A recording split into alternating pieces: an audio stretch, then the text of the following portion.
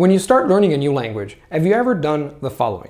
You've gone to the local bookstore and bought a bunch of language learning materials. You have started surfing on the internet, trying to find every sort of language platform you could find. You have downloaded a bunch of apps on your phone. Well, don't do that ever again. Hi, my name is Luca from lucalampariello.com, and today we're going to talk about how to choose that one language learning resource that is going to make all the difference. Have you ever heard of the paradox of choice?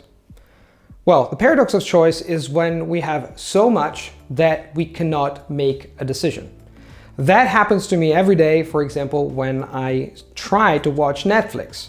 That is, I start looking for something to look for, and there's so much stuff that I end up spending more time looking for things to watch than actually watching this stuff. This has happened a number of times, and the only solution is to think beforehand before hopping on Netflix. But the problem still stands, and it still stands for a number of things, language learning included. I still remember that some 25 years ago, when I started learning German, I just found Il Corso di Agostini, Il Tedesco per te, and that's what I used for 1.5 years before moving on to another resource. So I beg you, if you have just started learning a language, or if you want to start learning a language, make sure that you're going to choose one and only one resource and use it in order to build a very solid foundation in your target language. Okay, now that you know that you have to use just one resource, how do you go about choosing that one resource? Well, I think there are three main features to factor in when it comes to choosing a good language learning material. First, your language learning material has to be comprehensible. What does it mean that a language learning resource is comprehensible? Well, it's comprehensible when its content allows you to understand what you're reading and what you're listening to.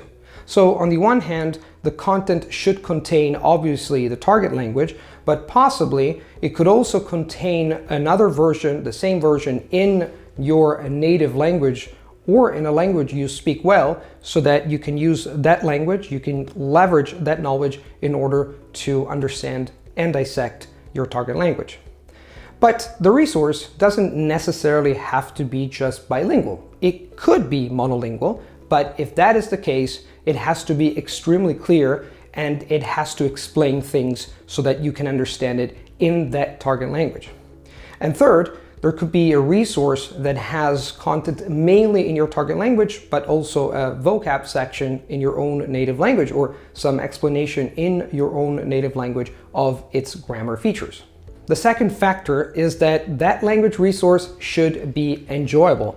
If it's an app, whether it's an app, a book, or a website, you should like its content visually. You should like spending time looking at that resource in terms of visual content. And on the other side, you should like spending time listening to the audio of that resource. Clear, slow audio is very important at the very beginning.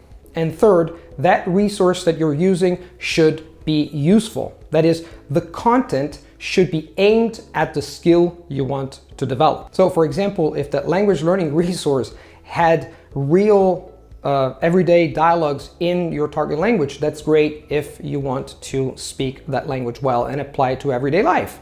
Instead of, say, having very long descriptive texts of the geography of the country where your target language is spoken, or history, or other things that you can actually do and you can learn a little bit later down the line.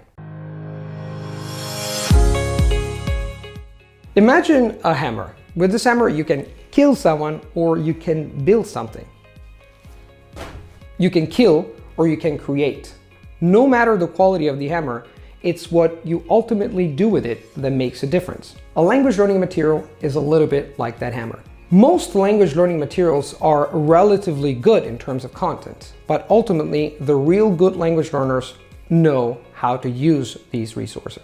Nowadays, most language learning resources are actually already pretty good, but what really makes a difference is how a learner uses them. Now, get this. The education system all around the world over the last 200 years has been hinging on the acquisition of knowledge. instead and to the detriment of learning a skill. This endemic form of poor training applies to a lot of fields, ranging from mathematics to physics and obviously to language learning. Have you ever wondered why, after majoring in, say, Spanish for 5 years, you have realized that you can't actually string a sentence together in that language, even if you know a lot of words? Come to think of it, language learning is a combination of two very important skills. The capacity of acquiring knowledge on the one hand, that is words and grammar rules, and the capacity of putting these words together, and that is forming correct sentences in terms of grammar and pronunciation. Now, kids do that very well.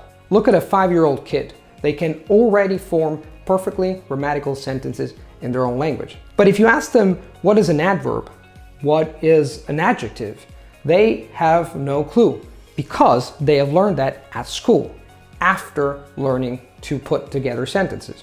Adults too have these two systems in place, but they only use one system, and that is how we acquire knowledge. Adults also have exactly the same capacity that kids do. How do kids learn languages so well without even knowing about grammar? Well, they combine knowledge, a little bit of knowledge. They know 500 to 1,000 words, a relatively small amount of vocab, but they immediately train in forming sentences, in combining these words together to form meaning. And adults do not do that. In formal education, we mostly focus on acquiring knowledge. We spend more time speaking about the language, speaking about its features of its grammar patterns, its pronunciation patterns, than actually speaking it. So, whatever resource you're going to use, make sure that you don't read it as if you were a normal book. Use it as a manual to build skills. Just to give you an example, instead of making lists of words and trying to memorize them, make sure that immediately you take these words in pairs or in groups of 3 and you combine them in order to create short and meaningful sentences. Until the age of 14, I had been chained to this educational system, and I thought that the best way to learn German was actually to try to memorize lists of words and learn its grammar patterns. But after struggling a few weeks with very, very boring grammar exercises, I realized that I could actually do something else. So I started using a translation method, translating from German into my native language, Italian, and back a few days later in order to understand the patterns of that language. That worked so well that I used that to learn German, and after 1 year I started learning Spanish, and then I applied it to pretty much every other language that I speak right now. So, to wrap up the content of the video. First, make sure that you spend some time doing some proper research to find the one resource to start with, and use that one resource for a few months before moving on to another resource. Second, make sure that this resource is comprehensible, enjoyable, and useful, that is, aimed at developing the skill you want to develop from the very beginning. And third, make sure that you learn how to use that resource to build skills and sub-skills within the realm of language learning. You should not leaf through that resource. You should not just read or listen to that resource. You should do things that are aimed at developing skills, putting words together, learning to utter entire sentences, and ultimately to speak the language. So there you have it. If you want to know more, please click on the link in the description box. There's a deluge of additional information about this fantastic topic. Thank you very much, and I'll see you very soon here on YouTube.